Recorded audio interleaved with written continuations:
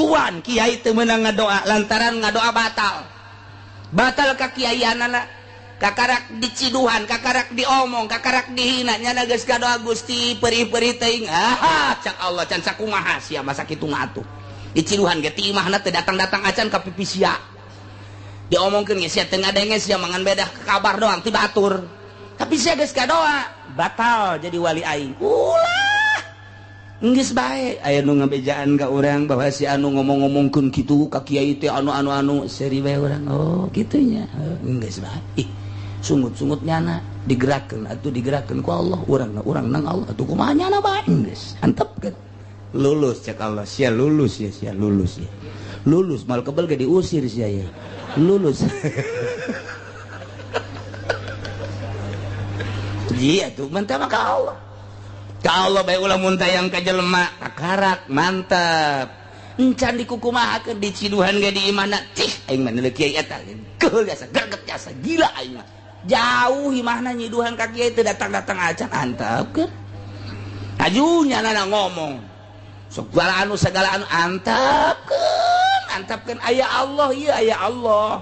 mun tayang maka Allah ngan ulah ka ngadoa can naon encan naon mun ngadoa batal sedangkan lamun ngadoa mah diijabah atuh wali mah pan cak kieu bae Gusti coba bae teu mah dibere stroke saeutik bae stroke ulah antepkeun bae mah lamun ngadoana Gusti eta jelema nu ngahina ka abdi ai abdina mah dihina teu masalah tapi agama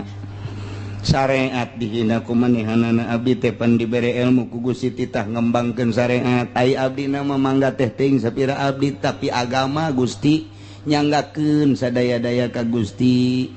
atuh abdi mah sakieu bae mudah-mudahan bae eta nu jadi musuh teh ku Gusti dibalikeun sing jadi pelopor tah eta kakarak kiai ieu mah lain budak di masih tukang teluh di mana sih